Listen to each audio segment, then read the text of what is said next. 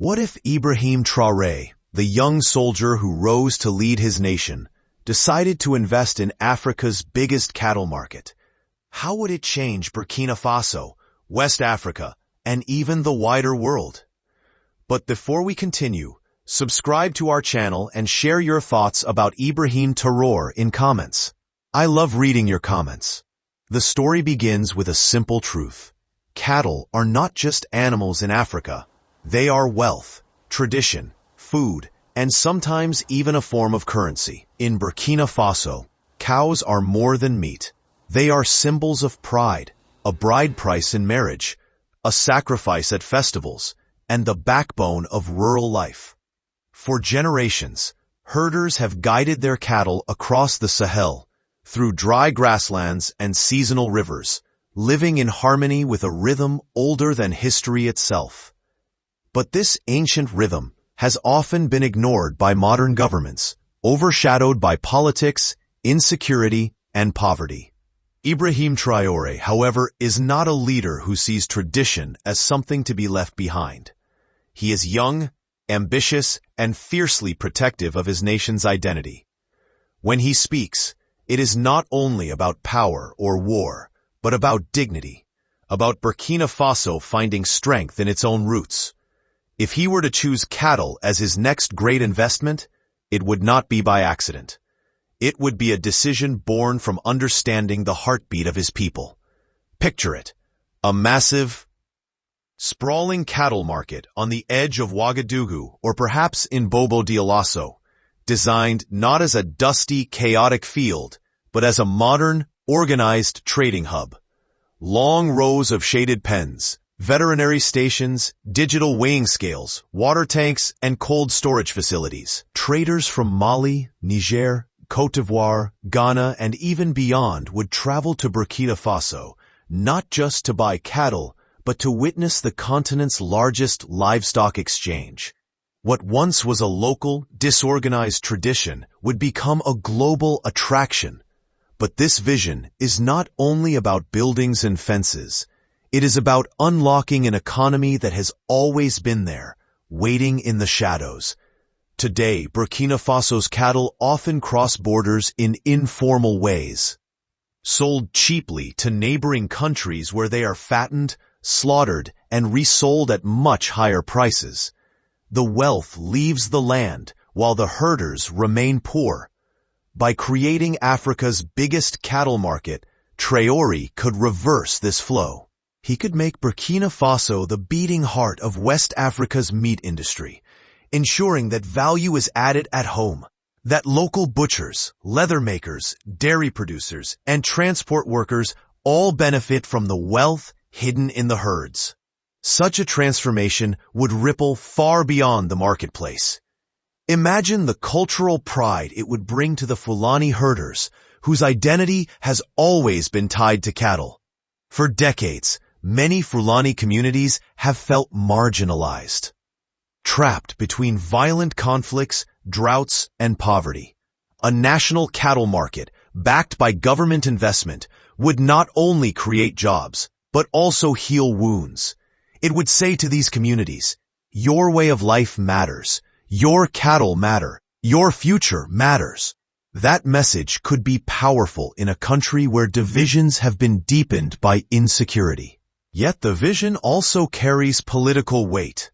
The West often looks at Africa's leaders through the lens of mining contracts and military alliances. But what happens when a leader like Traoré says, our wealth is not only in gold or uranium, it is in our people, our animals, our traditions? Such a statement would be a challenge, a redefinition of power. It would signal that Burkina Faso does not need to beg for aid or rely only on foreign investors to dig its land. It can build prosperity from what it already has, and the world would notice. Imagine French companies that once controlled much of West Africa's trade being forced to compete with a Burkinabe-led cattle industry. Imagine Gulf investors who already import vast quantities of African livestock, turning their eyes toward Ouagadougou. Imagine global meat companies realizing that a new hub has been born in the Sahel, one that could shift supply chains and alter food markets across continents. Suddenly, a country often dismissed as poor and fragile becomes central to a global conversation about food security. But with opportunity comes challenge. To build Africa's biggest cattle market is not only about fences and traders. It requires roads, electricity, veterinary training, and above all, security. The Sahel today is torn by conflict. Armed groups move across borders, preying on herders and disrupting trade routes. If Traore invests in such a bold vision, he must also invest in peace, in securing the grazing lands, protecting herders, and ensuring that the roads leading to the market are safe. Without that, the dream could crumble into chaos, a symbol of ambition without foundation. Still, history shows that markets can be powerful unifiers. Think of Timbuktu, centuries ago, where caravans of salt and gold converged, creating not only wealth, but culture, learning, and exchange. A cattle market in Burkina Faso could become something similar for the modern age, a place where commerce brings stability, where trade builds bridges stronger than politics. It could even reshape regional diplomacy, with neighbors finding common ground, not through treaties, but through the shared flow of cattle and commerce. At the same time, we must ask, what would it mean for ordinary Burkinabe families? For the young man who today dreams of leaving his village for Europe, could a thriving cattle market give him a reason to stay, a job, a future? For the woman who struggles to sell milk by the roadside, could a national dairy network help her expand, connecting her to factories and schools that need her product? For children who today go hungry, could the wealth of cattle finally be translated into nutrition and education? These are not small questions, because in Burkina Faso, the line between survival and progress is often so thin. And then there is the cultural imagination. Cattle are not just economics, they are poetry. To the herders who sing to their cows at night, to the festivals where horns and hides are decorated with pride, to the markets where fathers teach their sons how to judge the strength of a bull. This is heritage. A modern cattle market, if built with respect, could preserve this poetry while adding science, technology, and trade. It could prove that tradition and progress are not enemies, but partners walking side by side. Globally, the ripple effects could be surprising. At a time when the world fears food shortages, rising prices, and the fragility of supply chains, Africa's role as a food producer is gaining attention. Countries in the Middle East import huge amounts of meat. European markets look for alternatives. China is expanding its reach into African agriculture. If Burkina Faso were to become the largest cattle hub, it could position itself as a key player in feeding not only Africa, but parts of the wider world. Suddenly, Ibrahim Traoré would not just be the leader of a landlocked, struggling nation. He would be the gatekeeper of a resource the world desperately needs. Of course, such a transformation would also provoke reactions. Western powers, already uneasy with Traoré's rejection of French influence, might see this as another sign of Burkina Faso charting its own path. They could respond with offers, pressure, or even attempts to disrupt. Meanwhile, African nations might feel both admiration and rivalry. Would Niger, Mali, or Nigeria accept Burkina Faso as the cattle king of the Sahel? Or would they try to compete? This dynamic could reshape alliances and tensions in ways no one fully expects. Yet, in the end, the most powerful impact would be psychological. For too long, many Burkinabe have been told that they are poor, dependent, and fragile. a thriving cattle market would whisper a different story. That from their land, their animals, and their hands, they can build greatness. And sometimes, the belief in possibility is more transformative than the wealth itself. The story of Africa has often been told in terms of what it lacks. But what if Ibrahim Traoré decided to tell a different story? One rooted in the dust, the hooves, and the herds that have always been there. What if he invested not in what outsiders demand, but in what his people know best? Could a cow, humble and unassuming, become the key to Burkina Faso's rebirth? As the sun sets over the imagined marketplace, with traders shouting, herders guiding their cattle, and families watching with pride, one cannot help but wonder.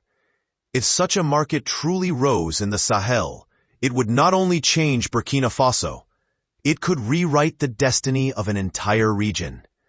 But the road to that destiny is not simple. It is full of questions, challenges, and unseen consequences. And that is where the mystery lies. Because if Traoré takes this path, the future of Burkina Faso will not be written in gold mines or foreign contracts, but in the footsteps of cattle moving toward a market that could redefine everything. But the question that remains, the one that keeps the story hanging in the air like dust at dusk, is this. Would the world embrace this vision or fight against it? What it might look like to live inside that dream, and the shadows that might follow. The market has been built. The stalls are open. The herds are flowing in from every corner of the Sahel. But once the dust of celebration settles, the real story begins. Imagine the first morning of the market. The air is still cool, the smell of fresh grass carried by the wind. Trucks line up, their engines humming, while herders in colorful robes lead cattle through wide gates. Loudspeakers announce prices. Traders from Nigeria argue with buyers from Côte d'Ivoire, while young men from Burkina Faso record every sale on tablets linked to a government database. A market that once existed in scattered villages has now become a hub of modern trade, blending tradition and technology. The impact on Burkina Faso is immediate. Revenue begins to pour into the state's treasury. Roads leading to the market are improved, allowing not just cattle, but farmers and merchants to move goods more easily. Around the market, hotels, restaurants, veterinary schools, and transport companies spring up. A new economy is born, one not dependent on gold or aid, but on the wealth of livestock. For many Burkinabe, it feels like the first time their country has been recognized for what it can produce, not what it can beg for. But progress brings both light and shadow. With more money at stake, rival interests begin to circle. Neighboring countries that once bought Burkina Faso's cattle cheaply now realize their profits are shrinking. Some try to block trade routes. Others attempt to build their own markets to compete. At the same time, powerful players in the global meat industry watch closely. To them, this new hub could either be an opportunity to invest or a threat to their control. The balance of power shifts, and Burkina Faso suddenly finds itself at the center of negotiations it never imagined. For Traore, this is both a blessing and a test. He must navigate pressures from neighbors, demands from investors, and expectations from his own people. And in that pressure lies the question, can Burkina Faso hold on to its vision, or will it be swallowed by the same forces that have shaped Africa's resources for centuries? Inside the country, the cattle market begins to transform lives in ways more subtle than statistics. Young men who once dreamed only of migrating to Europe now see jobs in transport, in trade, in technology linked to livestock. Women, long excluded from the formal cattle economy, begin to find roles in milk processing, leather industries, and market management. Even children feel the change, as schools, supported by new revenue, open in areas once forgotten. Step by step, A sense of hope returns, a hope that their land, their animals, and their traditions can build a future worth staying for. Culturally, the market becomes more than an economic center. It becomes a gathering place. Festivals are organized around it. Musicians sing of the cattle trade. Poets compare the strength of bulls to the resilience of the nation. Slowly, the identity of Burkina Faso itself begins to shift. Instead of being defined by headlines of insecurity and poverty, the country is seen as a proud custodian of Africa's livestock wealth. Globally, the ripples spread further. Middle Eastern nations increase imports, relying on Burkinabe cattle to feed their growing populations. China, always alert to new supply chains, invests in cold storage and transport links. Even Europe, once dismissive, begins to see Burkina Faso not as a forgotten state, but as a strategic partner in food security. A country once at the margins is suddenly at the center of conversations about hunger, trade, and stability. But the deeper question remains, can such a vision last in a world of competition, climate change, and conflict? The Sahel is fragile. Droughts threaten pastures. Conflicts between herders and farmers simmer just below the surface, and global markets are ruthless. If Traore truly invests in this path, he must also invest in sustainability. He must protect grazing lands, create water systems, and balance tradition with modern demands. Without this, the dream of a great cattle market could one day collapse under its own weight. And yet, perhaps that is what makes the idea so powerful, because it is not just about cattle, it is about courage. It is about choosing to build on what is yours, rather than chasing what belongs to others. It is about a young leader daring to imagine his country, not as weak, but as strong, not as forgotten, but as central. As the story closes, one can picture Traore walking through the market at dusk. The noise of the day has faded. The sun burns orange across the horizon. Herds move slowly, guided by children who laugh as dust rises in golden clouds. Traders count their profits. Women pack up their milk containers. And in the air, there is a sense of something new, a belief that Burkina Faso is no longer waiting for its future. It is building it. And so, we are left with a thought that lingers long after the market closes. If Ibrahim Traoré can transform something as humble as cattle into a symbol of power, pride, and prosperity, what else could be possible for Africa? Could this be the beginning of a continent reclaiming its wealth, not by force, but by vision? Could the Sahel, long described as a land of crisis, become instead a land of rebirth? The world may not have an answer yet, but the dream remains alive, flickering like firelight in the evening wind. And perhaps that dream is enough to keep the story moving forward. If you've watched this far, I'd like to hear from you. Do you think investing in Africa's biggest cattle market could truly transform Burkina Faso? Or would global pressures crush the dream before it blossoms? Share your thoughts in the comments. I read them all, and they help shape the next stories we tell. If you found this journey fascinating, don't forget to give this video a like. It really helps spread these ideas to more people. And if you want to keep exploring powerful stories of Africa's future, subscribe to the channel and turn on the notification bell. We have many more journeys to take together, and I promise each one will make you see the world differently. This is not just a video. It is an invitation to think, to dream, and to see Africa not through the lens of crisis, but through the eyes of possibility. So stay with us, because the story of Ibrahim Traoré, of Burkina Faso, and of Africa's rebirth has only just begun.